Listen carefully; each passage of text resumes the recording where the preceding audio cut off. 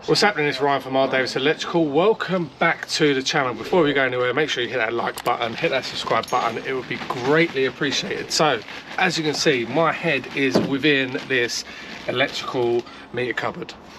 Incoming supply is on, no meter as of yet. So everything's been made off, everything's bunged in the top, so no problem with that there. We're gonna have to fit a 100 amp main switch isolator in this cupboard.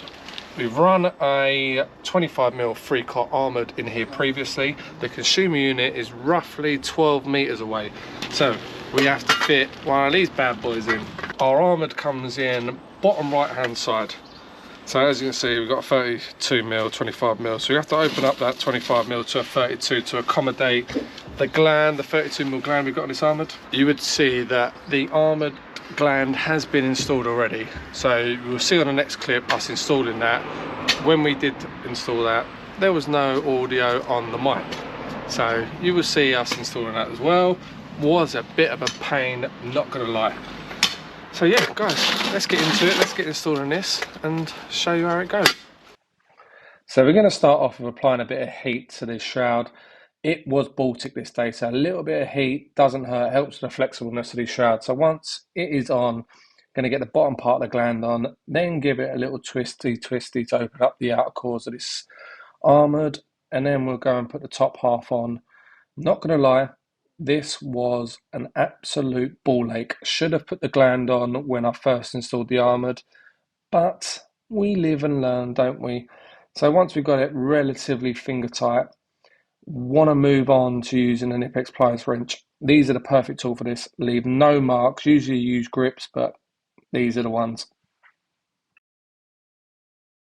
Now that 32mm has been cut out, we're going to now strip back the inner sheathing of this armoured just to make our life a little bit easier. Don't want to be doing that once we've installed the isolator switch because it'll be a bit of a pain. We're not either going to fit the banjo on this side of the installation. The banjo has been fitted on the consumer unit side of this install. You can do both ends, but one end for me is sufficient just so you earth up the outer cores of the armoured.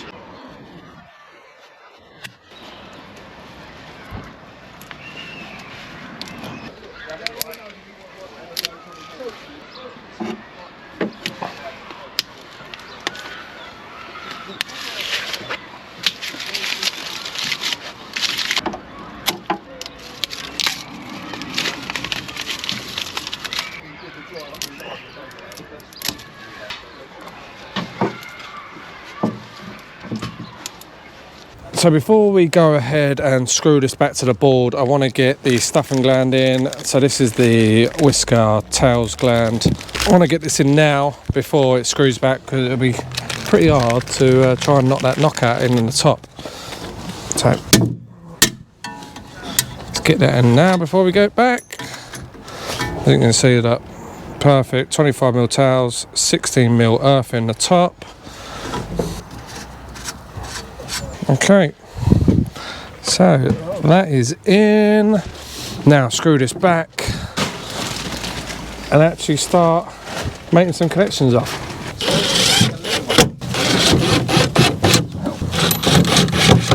So as you can see now we have the main switch isolator in situ. You will notice something a little bit different. We've swapped over where the main switch goes and where the fuse is positioned. So this is how it originally set up on the left, the main switch. Done that purely because you haven't got a huge amount of room when this armoured comes in. Doesn't matter what orientation you do it, whether you put your tails in the top, tails in the bottom. This is a double pole isolated switch. So when you turn it in the off position, it will cut off the supply no matter what orientation you have it in. So it doesn't matter, you don't have to have your incoming supply in the top, you can put your incoming supply at the bottom. It really doesn't matter, so hopefully that makes a bit of sense. We're going to swap a few little bits around, but yeah, we want to be able to come, we might bring the line in, but these are so stiff. Might give them a little bit of a heat to make them easier to manoeuvre for us because they are solid.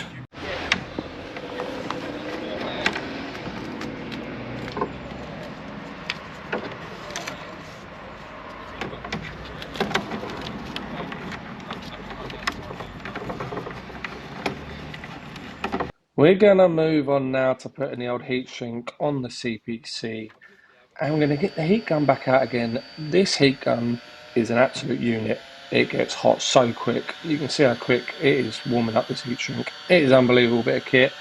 Then we're going to strip our conductors, get them stripped, and then we can go to installing our CPC. So straight into the earth bar there, and then we can go and move on to our line conductor. We all know with cheap armoured how hard it is to get any sort of flexibility on these conductors. So again, this is 25mm 3-core. It's an absolute pain. Anyone that's done it knows it is a pain. So get that stripped, and then we can get that tightened back into the top part of this fuse holder. Then we're going to move on to our neutral. Once we've got this cut, you can see how short it's going to be. Again, no flexibility, so we've got to take out the main switch.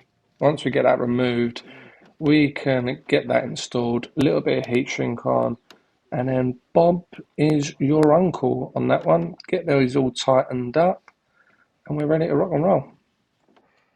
Okay, so that is us in. Not the prettiest I've ever done, but needs must. So I've done it in this orientation purely because now I can bring my tail straight into the top of this main switch. So when we isolate the double pole isolator, you'll isolate these two terminals. So line will come out into the bottom of the fuse, out of the top of the fuse, back to the insulation consuming unit. Neutral comes straight out of the main switch there. So Cass has just got the main CPC in, he's just going to connect it into the MET over here. Good job there, mate. So now it's just the line and neutral tails going in. So we position the gland so the two holes are like this. You can, people do it, you twist them, it's just easier just to keep them in line so we can just swoop our tails straight in. Boom. So it's so much easier using flexi tails and something like this because, like I said, you haven't got a huge amount of room to work within this isolator switch. So flexi tails are key when it comes to this.